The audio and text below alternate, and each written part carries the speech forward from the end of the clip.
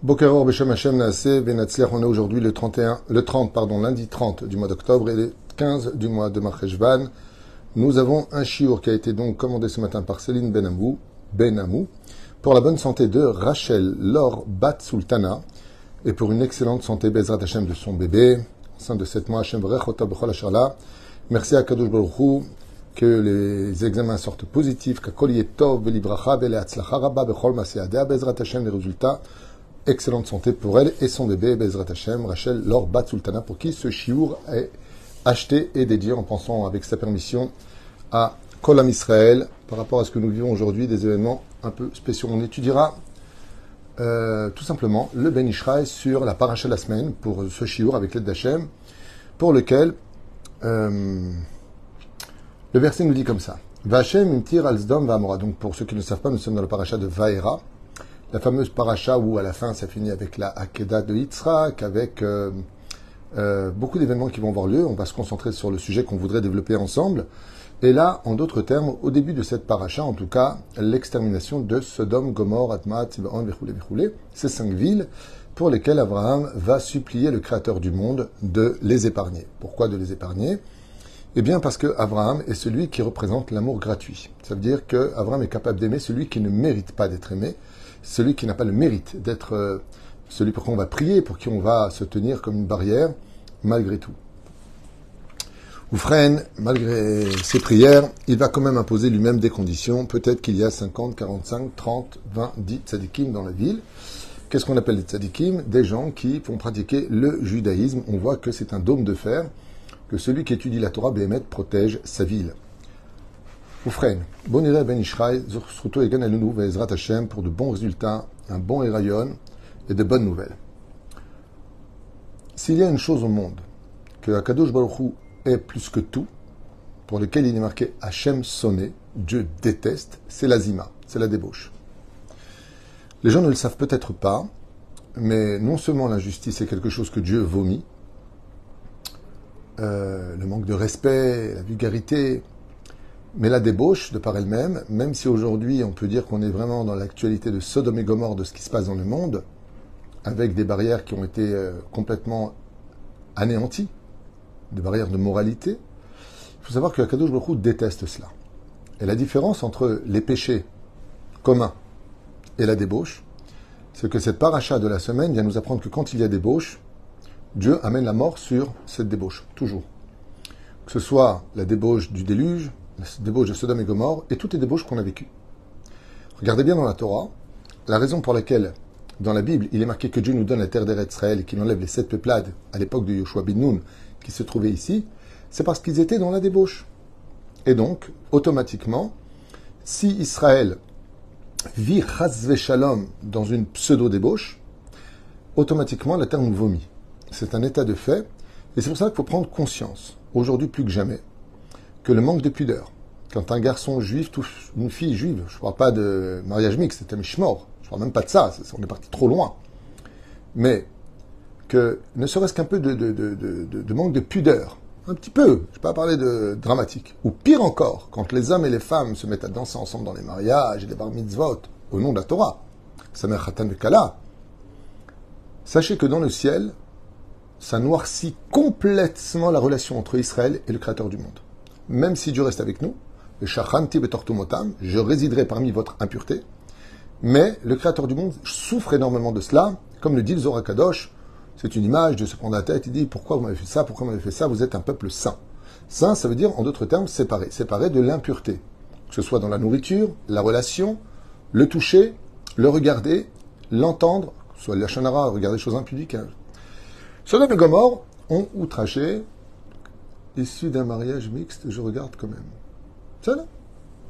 Chacun fait ce qu'il veut. Moi, j'explique la Torah. Je ne viens pas juger les gens de ce qu'ils font ou ce qu'ils font pas. Il y a une époque, moi-même, j'étais complètement assimilé et je vivais pas qu'avec des juifs, malheureusement. On fait tchouva. C'est ça. En malasot. Quoi qu'il advienne, sachez que c'est un péché grave. Ce n'est pas un péché cool, c'est un péché grave. Surtout quand on a une relation qui est interdite avec sa femme Nida, juive, hein, ou pire, on a une petite coupure, une relation interdite entre un homme et une femme, ou pire du pire, un juif qui connaît une juive et puis qui vont ensemble au lit, Sachez que les démons qui se créent de cette union, même si ça fait dur à entendre, quoi, de quoi tu parles, n'importe quoi, celui-là... Ok, moi je parle de Torah et la Torah traverse toutes les époques, quitte à en déplaire à certains. Eh bien, ça crée des choses qui se rabattent plus tard sur nous-mêmes. Et la reine, là où il y a de la débauche, l'éatide, avec le temps et la patience divine, eh bien, le Créateur du monde laisse, pas lui, mais laisse ce qui a été créé s'abattre sur ceux qui l'ont créé. Ne prenez pas ça à la rigolade. Ce que je vous dis, c'est pas de moi. Encore une fois, j'insiste lourdement. C'est dans les écrits. Je vous donne un exemple de Shulchan Aruch. Pas David Tuitou, Shulchan Aruch.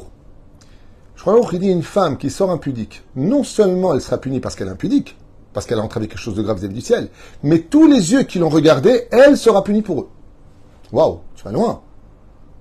Alors, de dire ça en 2023 de l'ère vulgaire, ça fait complètement fanatique, Ayatollah Khomeini, espèce de fou, c'est ça qui est dangereux dans la Torah, vous êtes des malades. Je connais ce langage puisque je l'ai eu moi-même quand j'ai fait Tchouva. Je ne comprenais pas pourquoi toutes ces paroles étaient dites. Pour moi, je ne vois pas où est le problème. D'accord, c'est pas parce que tu vois pas où est le problème que le problème n'existe pas. Et le but, Bezrat Hashem, de notre génération particulière, c'est le retour à la Torah à travers le monde de la pudeur et de la tsniout par excellence, c'est-à-dire pas simplement la tsniout vestimentaire, mais la tsniout de la parole. C'est-à-dire, Ufren, Hashem, Anshes Dom, Ayur Ra'im, Bechataim, Lachem, Labriot. Donc, Chazal nous disent que les habitants de Sodome et Gomorre étaient mauvais aux yeux de Dieu et que Dieu les a tous exterminés de façon absolument bizarre, avec du sel, il les a fait cuire. C'est là. Parce que le sel cuit. Ufren, ce qui est très intéressant, c'est aussi à propos de la faute du veau d'or. Qu'est-ce qui est plus grave d'après vous que l'idolâtrie? La débauche. Le veau d'or était venu remplacer Moshe, non pas remplacer Dieu. Mais, regardez bien le texte, dans la paracha de Kitissa, livre de Shemot. Qu'est-ce qui dérange? J'entends des voix d'allégresse, des voix de chant. Et qu'est-ce qui a déplu? Ils dansaient ensemble et ils faisaient des bêtises ensemble. Les hommes aussi doivent être pudiques? Oui, les hommes aussi se doivent être pudiques, c'est-à-dire qu'on a une conduite à avoir qui doit être digne d'un homme. Les animaux marchent nus, les hommes marchent habillés. C'est une des différences. Nous, on parle, eux ne parlent pas, ils ont un langage instinctif. Et bien d'autres choses. Mais les hommes doivent étudier la Torah, et si les femmes se doivent d'être pudiques, les hommes se doivent d'être shomer brit mila. Notre travail à nous, c'est essentiellement la shmirat ha'inaim et shmirat ha'brit. Le travail des femmes, c'est essentiellement la tsniout, d'être pudique. Et puis, bien d'autres choses qui interviendront. Bezrat Hashem. Ah non, il y a quelqu'un qui m'a mis des drapeaux jordaniens qui sont devenus par la suite en histoire palestinienne, c'est trompé de chaîne. Il faut mettre ces drapeaux de l'autre côté. Tu quittes ma chaîne et tu vas ailleurs. Ufraïn Anshes Dom, Ayu Chataim, Lachem et la Voyot. Alors non seulement les habitants de Sodome étaient mauvais entre eux et le Créateur, mais le texte nous apprend qu'ils étaient mauvais entre eux et les autres. Et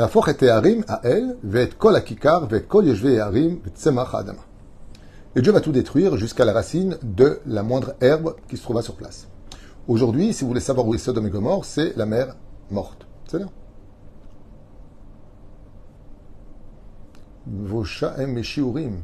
Tov. Le chat, c'est l'animal qui représente la pudeur. C'est peut-être un cours pour eux alors. Ufren va'alken chtam dinam le avadon ve'chlia. Donc le Ben Ishraï explique que, étant donné que malheureusement ils étaient fauteurs et débauchés dans la ville de Sodome et Gomorre, Akadosh Baruch Hu a laissé les sentences s'abattre sur eux.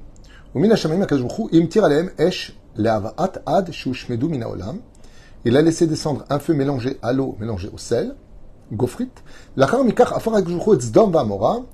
et il a renversé ces villes, comme une crêpe. Il n'y a pas eu un seul survivant, à part Lot et ses deux filles qu'on verra dans la fin, au milieu de cette paracha. Et le Ben Ishraï pose une question, et il dit, le Ben Ishraï il pose une question, il dit, ok, on sait que Dieu déteste la débauche, on sait que malheureusement, tout ce qui se passe par la suite, eh bien, ça s'abat comme une catastrophe sur les enfants d'Israël si on faute par la débauche, comme on l'a vu à l'époque du premier temple. On le constatera au fur et à mesure de tout ce qui est enseigné et autres. Aval, il dit d'accord, mais pourquoi renverser la ville de Sodome et Gomorre? T'as envoyé le feu, ils sont morts. On tue pas deux fois une personne. Valo bekar kvar, ayam emit otam. Donc le Ben Ishraï ici pose une question pour ceux qui veulent étudier la Torah, qui est aussi d'actualité, qui parle de la débauche, de l'assimilation, des interdits au niveau de la relation. Valo bekar ayam emit otam. Tu les as tués. Pourquoi renverser en plus la ville sur eux? Au bazar ayou ba'im aloncham. Umadoua yatzarich Hashem la fortam. Donc la question du Ben Ishraï. Il dit, ok, la ville de Sodome et Gomorre, on a bien compris, c'était de la débauche, Sodome, Sodomie, vous avez compris de quoi on parle, l'homosexualité, c'est marqué comme ça. C'est-à-dire, tout ce qui est marqué, c'est pas marqué explicitement dans la Torah, c'est nos commentateurs qui, de siècle en siècle, nous ont expliqué combien la débauche était inadmissible, en tout cas, à cette époque.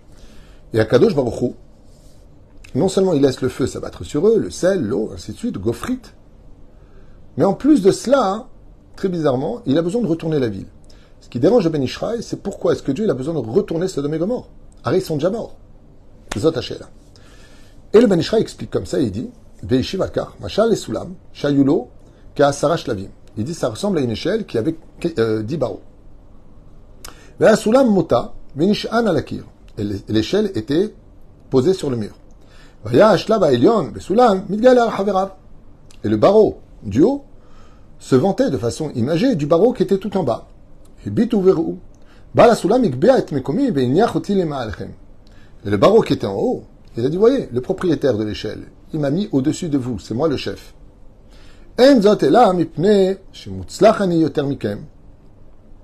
Et donc, qu'est-ce qu'a dit le barreau du haut de façon imagée? Il a dit aux autres barreaux qui étaient en dessous de lui, si je suis en haut, c'est parce que je vous suis supérieur. Seulement, toujours de façon imagée, le propriétaire de l'échelle a entendu cette discussion entre ces barreaux.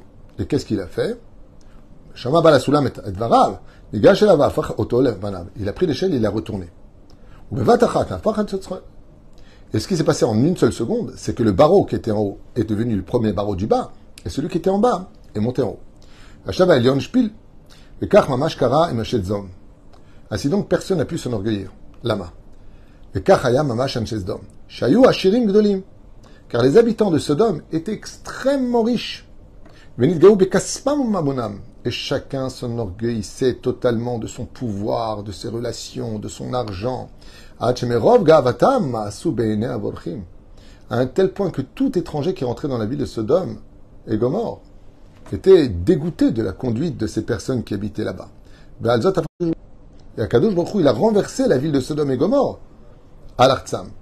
Les lamdam bezé lekar shelo itgaye ba'oshram. Pour apprendre une chose. Deux choses exactement.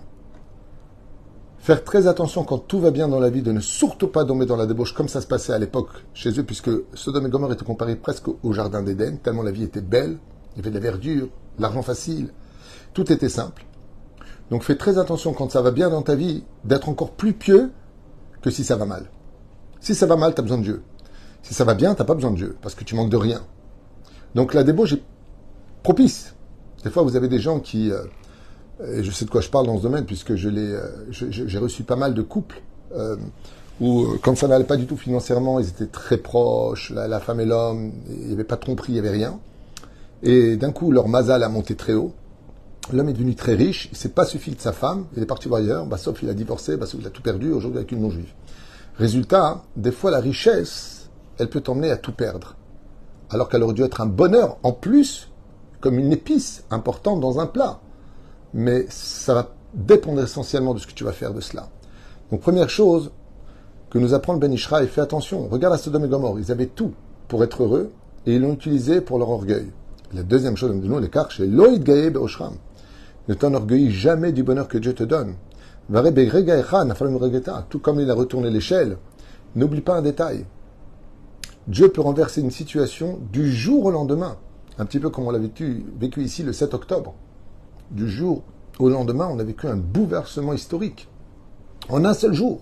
Pas deux, un seul jour. Et là,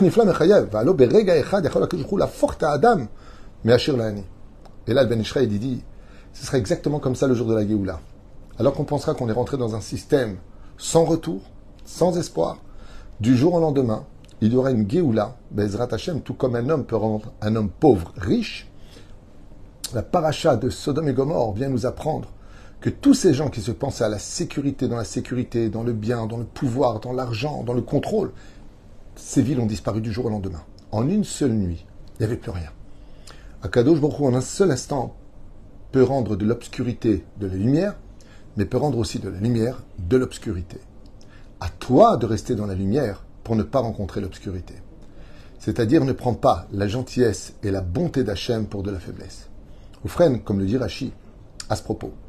Comme pour le Maboul, tout comme pour les habitants de Sodome et Gomorrhe. Des fois, il se passe des choses, on ne voit pas, parce qu'il ne se passe rien. Alors, qu'est-ce que ça veut dire? Il se passe, mais il ne se passe rien. Quand le Créateur du monde voit des choses qui lui déplaisent, qu'est-ce qu'il fait? C'est un peu comme dans les Shalom Bayit, on donne une date. Quand on veut réussir quelque chose, un projet, un couple, une décision à prendre, il faut toujours avoir une date. Vous voyez que le judaïsme a été basé constamment selon des dates. Le 15 du mois de Nissan, c'est Pessah, pas avant, pas après. Le 15 du mois de Tishri, c'est Sukkot. Le 15 du mois ou le 14 du mois de Kislev, de Adar, c'est Purim. Le 25 du mois de Kislev, c'est Hanouka, tous les Shabbats, c'est toutes les semaines. Quand on a une date, alors on peut se permettre de se promener à l'intérieur de cette date.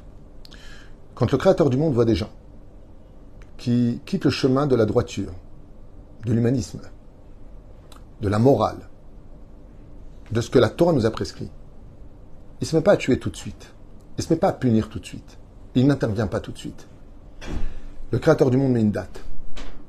Il dit voilà, je vous laisse 54 ans. Je vous laisse 75 ans. Je vous laisse 1 an. Je vous laisse 10 ans. Pendant cette période-là, faites ce que vous voulez. Je vous enverrai des signes. Mais au moment où viendra la date, Nigmar. Zéou, Nigmar. Il faudra l'intervention d'un homme comme Abraham Avinu pour changer les choses. Un homme de bonté, un homme juste, un homme droit, un homme intègre, un homme de Dieu. Quand on arrive à des dates qui sont Zéou, comme c'est pour la Géoula, Berita ou Berhishena, où on le mérite, où il y aura une date fixe, de toute façon on ne pourra pas la dépasser. Mais ce qu'on peut faire, nous, par contre, face à ces épreuves de la vie, où Abraham est le seul qui pourrait éventuellement encore sauver la ville de Sodome et Gomorrhe de sa débauche, c'est de devenir meilleur. Comme nous tous. Aujourd'hui, on se doit tous de prier pour nous. Pour les Juifs qui sont religieux, comme les Juifs qui ne sont pas religieux. Pour ceux qui vivent en Israël, tout comme pour ceux qui ne vivent pas en Israël, de prier pour nos frères de Galoute. Eux, ils sont inquiets pour nous, mais nous, on est inquiets pour eux. On ne veut pas qu'un seul cheveu juif tombe, chas v'shalom. On veut que tout le monde soit heureux. Le peuple d'Israël a pour symbole, contrairement aux nations du monde qui ont l'aigle, qui est un rapace. Nous, on a la colombe, qui est un messager de paix. Am Israël ne veut pas de guerre. Am Israël ne veut pas de problème. On veut juste vivre en paix. C'est pour ça que nous, on n'apprend pas à nos enfants petits la haine de l'arabe. Comme eux, ils apprennent la haine du juif. Nous, on leur apprend un métier, à évoluer dans les universités, pour ceux qui ne sont pas spécialement très religieux. On leur apprend à vivre en société, à créer la famille juive. Moi, ça fait 27 ans que je marie. Je suis toujours choqué de voir des enfants se marier sous la choupa. 18 ans, 19 ans, 20 ans. Très jeunes, on se marie en Israël, même ailleurs. C'est de créer des familles, d'apprendre un métier, d'acquérir par l'effort et la prière le droit d'avoir une maison de campagne, le droit de partir en vacances, s'entraider à faire la charité entre nous les Juifs. T'as pas pour Shabbat? Viens. Moi j'ai une connaissance, quelqu'un, chaque fois qu'il part en vacances, il prend une famille qui n'est pas partie en vacances. L'hôtel qu'il prend, lui donne à lui. Pareil, il lui prend une chambre. Et je lui dis, pourquoi tu fais ça? Il dit, comment je peux partir et lui, il n'est pas parti? Am Israël, on est spécial. On est un peuple d'amour. Mais ce qui fera la grande différence entre Israël et les nations, comme le dit la Torah, pas David, tout et tout, c'est que nous, on n'est pas débauchés.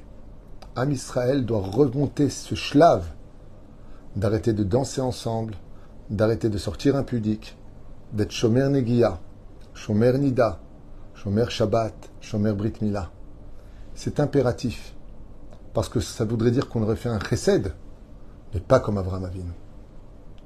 Si un homme vient demander de l'aide à l'autre, mais qu'il n'est pas à l'image de celui qu'il veut représenter, alors il n'est pas intérieur comme extérieur. La force d'Abraham Avinu, c'est qu'il était pieux vis-à-vis de Dieu, et il était bon vis-à-vis des hommes. C'est ce que l'on doit aujourd'hui retourner dans notre vie avant que les événements se retournent sur nous. Il ratson que les paroles du Ben Ishraï, Zecher Tzadik Vekadosh Ivracha, Yischuto Yagan al Kol Am Yisrael Yagan Alechem Ve'alenu, ou Bichlalam, pour qui ce shiur a été acheté, par Céline Benamou, pour Rachel, Laure, Bat Sultana, qui on souhaite un très beau bébé à elle, et pour toutes les bnot Israël mariées qui veulent un enfant. J'en profiterai malgré les événements qu'on traverse pour que Akadosh Baruch Hu Yivarech et Kol Chayalenu, Kol Am Yisrael Chay Vekayam, et je le répète encore, soyez prudents partout où vous allez, mais surtout n'ayez peur de personne ni de quoi que ce soit. C'est beaucoup plus grave de craindre quelqu'un qui nous veut du mal et moins craindre un péché qu'on aurait fait. C'est quand on a fait des bêtises au niveau de la relation, d'avoir créé un être, un spectre négatif qui devrait nous faire peur. Comme le dit le roi David, Ashrei Aish Mefached Tamid. Heureux l'homme qui a toujours peur. Mais le roi David, il parle des fautes. C'est la faute qui doit nous faire peur, pas les hommes. Tout le monde connaît cette histoire et je finirai avec ça de Rabbi Hanina ben Dosa. On lui annonce qu'il y a un serpent qui vivrait sur un chemin et qui piquerait les habitants qui passent. Et il les mettait à mort. Qu'est-ce qu'il a fait? Il est parti dans ce même nid et il y a plongé sa jambe. Et voilà que le serpent le pique. Il sort sa jambe, prend le serpent et le lâche aux yeux de tous, mort. Pose la question, dit, mais le serpent vous a mordu, vous n'êtes pas mort, son venin est très puissant. Il dit, ce n'est pas le serpent qui tue, c'est la faute. C'est la faute qui permet au serpent de nous tuer. La preuve en est quand il m'a mordu. Comme je n'avais pas de faute, c'est ma lumière qui a tué son obscurité. Et c'est pour cela que je finirai avec un très très beau symbole que tout le monde connaît puisque je l'ai déjà raconté, d'ailleurs qui vient du Ben Ishraï. Comme le dit le Zohar HaKadosh, quand le serpent est venu, il était chevauché par le Satan. Alors il était chevauché par le Satan, vous savez ce que ça veut dire. Il y a le serpent et il y a le Satan. Essayez de me suivre avec les lettres. Essayez de me suivre avec les lettres. Alors je voudrais peut-être vous le faire. Laissez-moi un petit instant, je voudrais vous faire un dessin. Je ne sais pas si vous le verrez, j'espère en tout cas. Parce que c'est très joli à voir et magnifique à contempler. Soyez juste patients, je vais l'écrire à toute vitesse. On a dit qu'il y avait donc le Nachash qui était chevauché par le Satan. Regardez comme c'est beau.